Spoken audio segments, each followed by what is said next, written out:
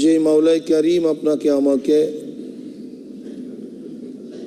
নির্বাচন উত্তর এই পরামর্শ বৈঠকে আসার বসার বলা শোনার তৌফিক আল্লাহ পাক দান করছেন, এর জন্য শুকরিয়া আমরা সবাই বলি আলহামদুলিল্লাহ।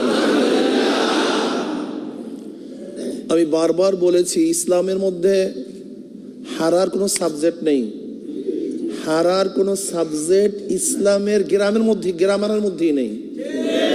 এই ডিকশনারির মধ্যে হারার কোনো সাবজেক্ট নেই। আমরা যাহা কিছু করি সবই বিজয়।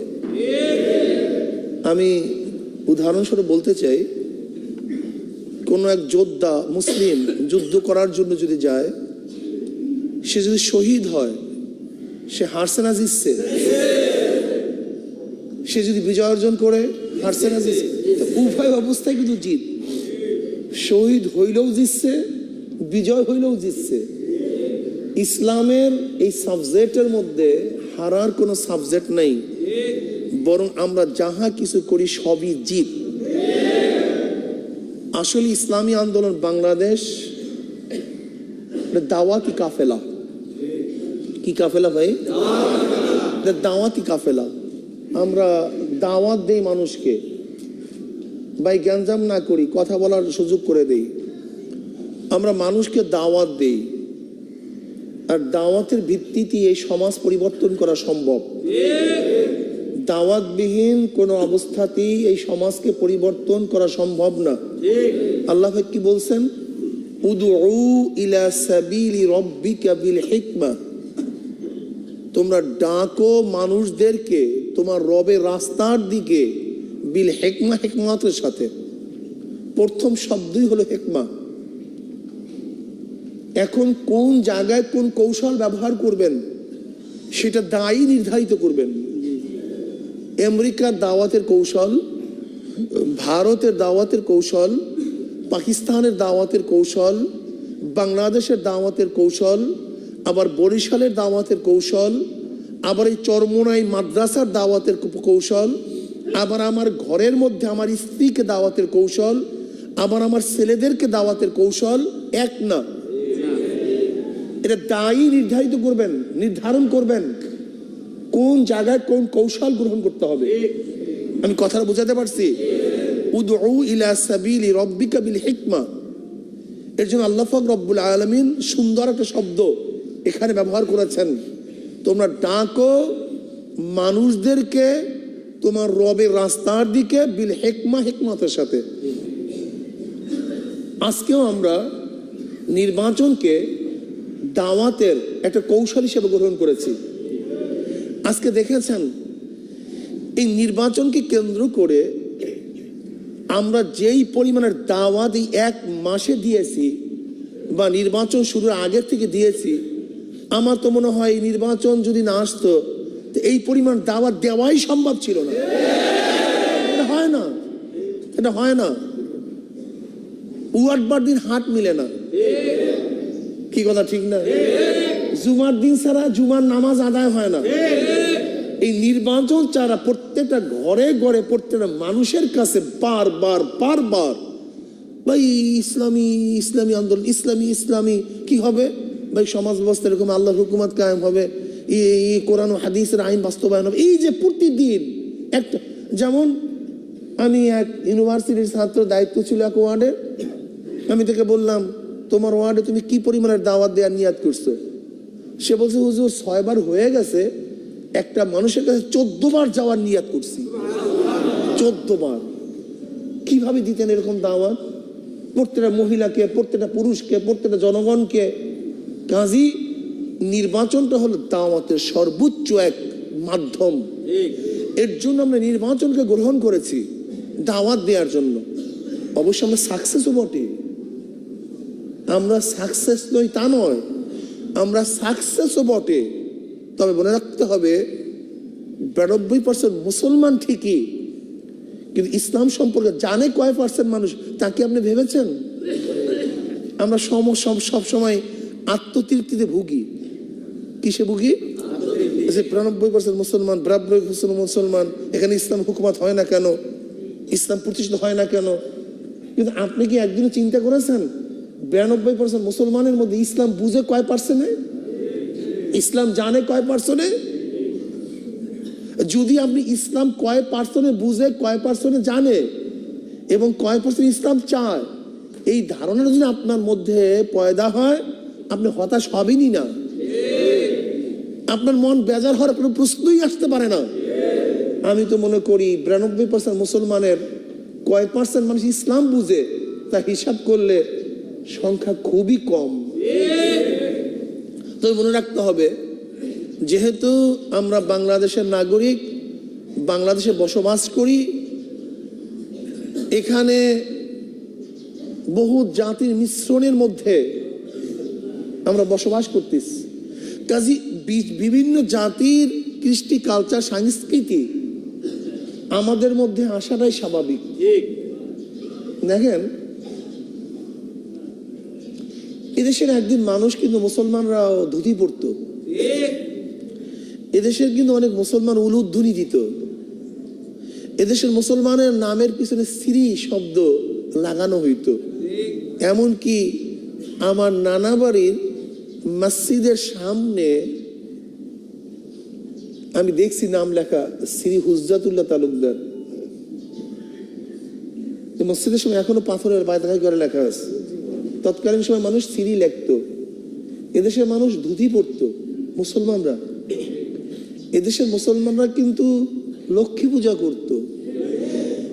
এমনকি এখনো মুসলমানদের বিবাহ শাদীর মধ্যে 50 আপ হিন্দু সংস্কৃতি এখন বর্তমানে।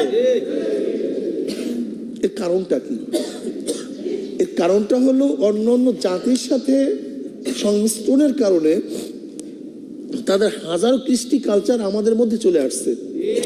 ঠিক রাজনীতির ক্ষেত্রেও এরকমই, রাজনীতির ক্ষেত্রে এরকমই। আসলে যে ব্যক্তি মুসলিম, তার প্রত্যেকটা সংস্কৃতি কি হওয়া উচিত ছিল?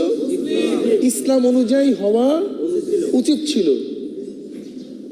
কিন্তু অপসংস্কৃতির সাথে থাকতে থাকতে অন্যের সংস্কৃতিকে নিজের সংস্কৃতি মনে করেছি। ঠিক অপরাজনীতির সাথে, পাশ্চাত্য রাজনীতির সাথে আমরা থাকতে থাকতে এরকম পাশ্চাত্য রাজনীতির সাথে এরকম ভাবে আমরা সংমিশ্রিত হয়ে গেছি। আমি নামাজ পড়ি, রোজা রাখি, এমনকি অনেকে বলেও ফেলে চরমনায় মুরিদ হয়েছি ইসলাম করার জন্য, কিন্তু রাজনীতি করার জন্য তো হুজুরের কাছে মুরিদ হয়নি। এমনকি অনেক আমাদের হযরত মাওলানা ওবায়দুর রহমান মাহবুব সাহেব দামাত বারকাতুহুল আলিয়া একটা কথা বলেছেন, আমি নাম বলবো না, অমুকে এবার হাত পাকায় ভোট দিছে। একজন মুহাদ্দিসের কথা বলছে যে অমুকে হাত পাকায় এবার ভোট দিছে, অথচ উনি কিন্তু জীবনে হাত পাকায় ভোট দিতেন না। উনি জীবনভর ধানের শীষে ভোট দিতেন এবং আমাদের কঠোর সমালোচনাও করতেন। কিন্তু এই বছর তিনি হাত পাকায় ভোট দিয়েছেন, তার মানে কি? ওনার দোষ না, এটা আমাদের সমাজ প্রভাব ফেলছে। সমাজের প্রভাব এত মারাত্মক, চিন্তাও করতে পারবেন না। পারিপার্শ্বিক প্রভাব খুব মারাত্মক। আজকে হাজারো ইমাম, মুহাদ্দিস, মুফতি তারাও যদি ধানের শীষের কথা বলে, নৌকার কথা বলে, নাঙ্গলের কথা বলে, তাহলে সাধারণ মানুষগুলি বিভ্রান্ত হওয়াটাই তো স্বাভাবিক। কিন্তু আগের চেয়ে কমছে না বাড়ছে? 2001-এ আমি যখন নির্বাচন অংশগ্রহণ করেছি, কিভাবে কমছে আমি শুধু আপনাকে নমুনা পেশ করতেছি। 2001-এ যখন আমি নির্বাচন অংশগ্রহণ করেছি, বরিশালের 700 আলেম আমার বিরুদ্ধে একটা লিফলেট ছাড়ছিল একটা লিফলেট, বরিশালের 700 আলেম যে আমাকে ভোট দেওয়া জায়েজ নেই, বরং আমাকে ভোট দেয়া এরকম এরকম এই ক্ষতি হবে। কত আলেম? 700 আলেম। অবশ্য মজার ব্যাপার হলো এই 2001-এ 700 আলেমের প্রথমে যার নামটা ছিল, আল্লাহ পাকের শুকর, সেই ব্যক্তি কিন্তু পরবর্তীতে আমাদের ইসলামী আন্দোলন বরিশাল মহানগরের সভাপতি ছিলেন। পরবর্তীতে তিনি চেঞ্জটা বুঝছেন। আমি কি বলতে চাই, 700 আলেমের প্রথমে যে ব্যক্তির নাম, যে আলেমের নাম, সেই আলেমই পরবর্তীতে আমাদের মহানগরের সভাপতি ছিলেন। চেঞ্জ 2008-এর নির্বাচনে বহুত আলিমই হাত পাকার পক্ষ করে নেই, বরং পারলে বিরোধিতা করছে। কিন্তু এই 2018 নির্বাচনে আমাকে একজন আলেম বরিশালে দেখায় দেন, একজন আলেম যে মুখ খুইলা হাত পাকার বিরোধিতা করছে, একজন আলেমকে আমাকে দেখায় দেন। আমার কানে আসে নাই, আমার কানে আসে নাই। বরং আমি দেখছি সেম পার্সন আলেম, বরিশালের অধিকাংশ আলেম এই বছর হাত পাকার পক্ষ করছে, তারা ভোট চাইছে। আপনারাই সাক্ষী, কথা সত্য বললাম না মিথ্যা বললাম? মাত্র 2001 to 2018 এর মধ্যে কত বড় চেঞ্জ যা চিন্তাও করা যায় না। ধরে নেন আমরা যদি এই কাজটা 2001-এর আর 18 বছর আগে থেকে শুরু করতাম, তারও 18 বছর আগে থেকে শুরু করতাম, তারও 18 বছর আগে থেকে শুরু করতাম, তারও আগে থেকে শুরু করতাম, তাহলে আজকে আমরা ইসলাম হুকুমত দেখতাম। আমি কথাটা বুঝাতে পারছি? আমাদের সমস্যাটা কি?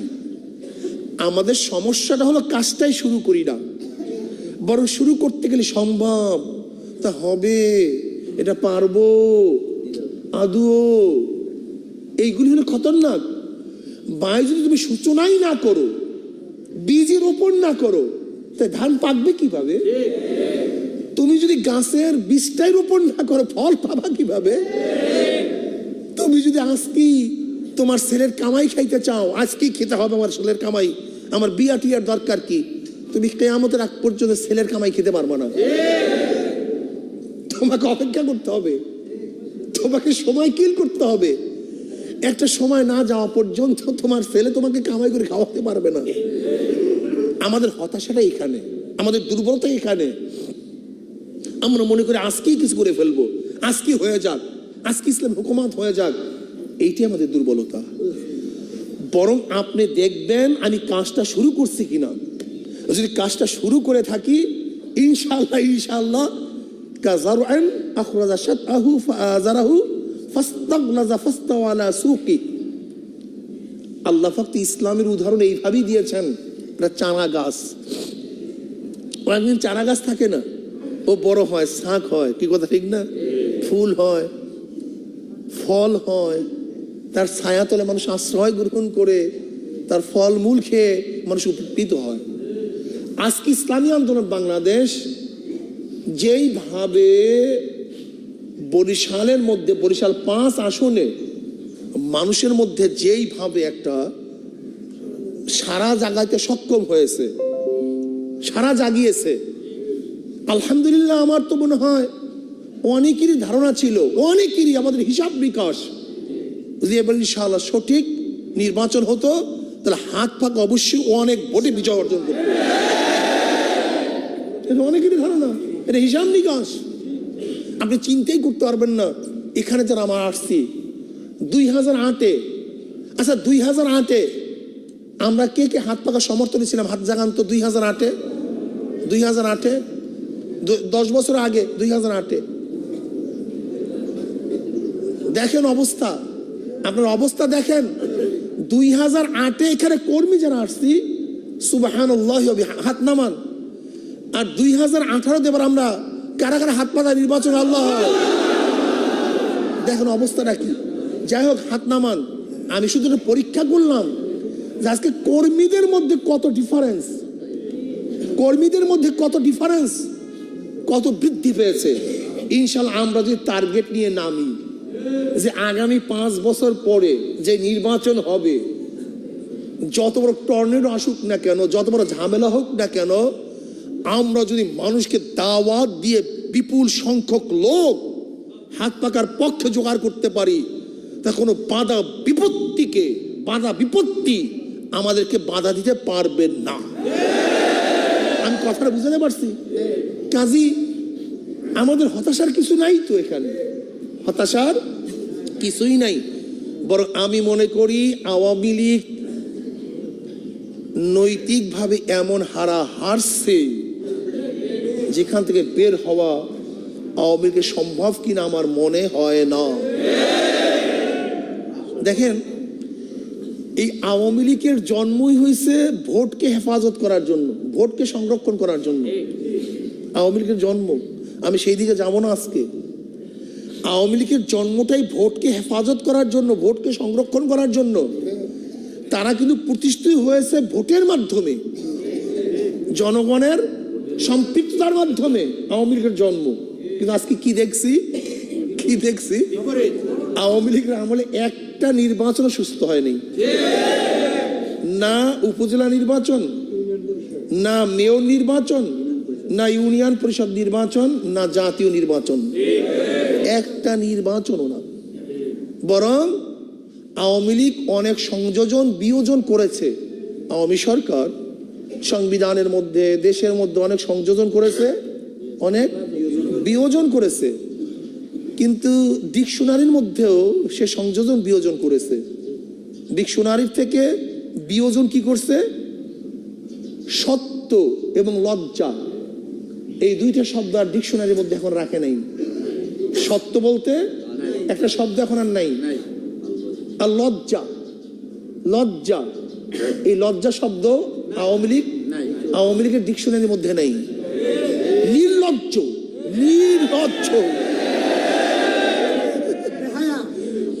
নির্লজ্জ এক সংগঠন হয়ে গেছে আওয়ামী লীগ। আমি আশ্চর্য হয়ে যাই যে এত লজ্জাহীন মানুষ হয় কিভাবে। আর মিথ্যার তো একটা সীমা থাকা চাই। মিথ্যার শব্দটাই তার মধ্যে নেই, এটা উঠে গেছে। ডিকশনের মধ্যে মিথ্যা কোনো শব্দ আওয়ামী লীগের কাছে নেই। আর লজ্জা বলতে কোনো শব্দ তার ডিকশনের মধ্যে নাই। শোনেন, মনে রাখতে হবে, গৃহস্থ অসহায় থাকে ডাকাতদের কাছে। যখন ডাকাত আসে, গৃহস্থ এরকম করে যা বলে, বেঁধে রাখে, কান মলা দেয়, লাথি দেয়, যা ইচ্ছা তাই করে। ডাকাত উল্লাসের মধ্যে মত্ত হয়ে এইটা করে সেইটা করে খিলখিল করে হাসতে থাকে। কিন্তু ডাকাত ডাকাতি, আর গৃহস্থই। কি কথা ঠিক না? একটা সত্য, একটা বাতিল। আজকেও ভোট ডাকাতরা, ভোট চোররা আমাদের ভোট ডাকাতি করছে, আমাদের ভোট চুরি করছে। ওরা খিলখিল করে হাসতেছে, ওরা উল্লাস করতেছে।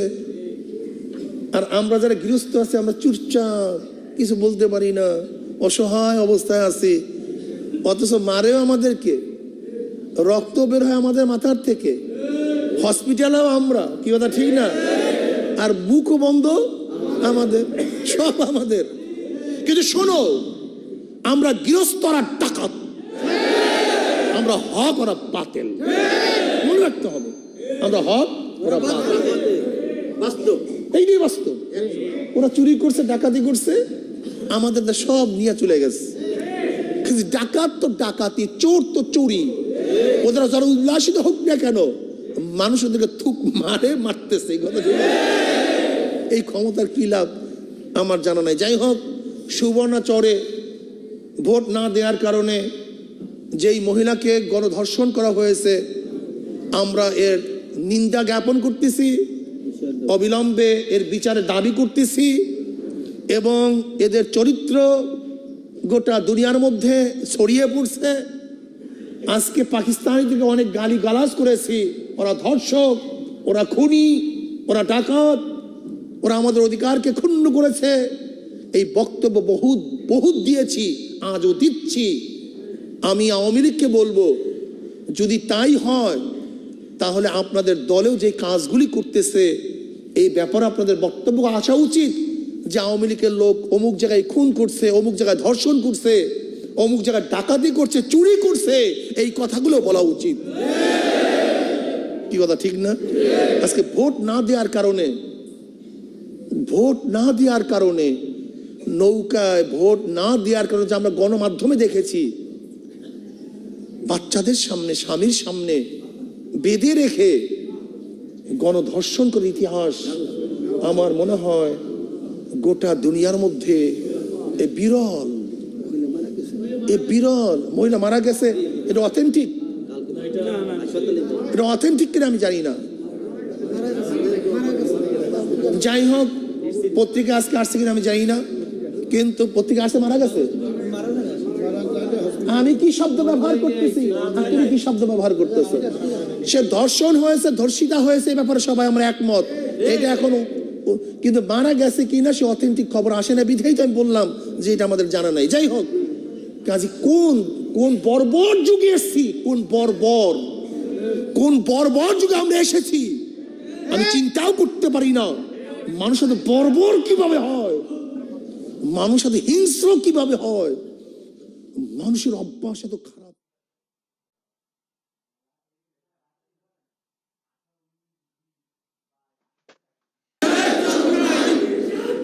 আলহামদুলিল্লাহ, আলহামদুলিল্লাহি ওয়া কাফা ওয়া সালামুন আলা ইবাদি।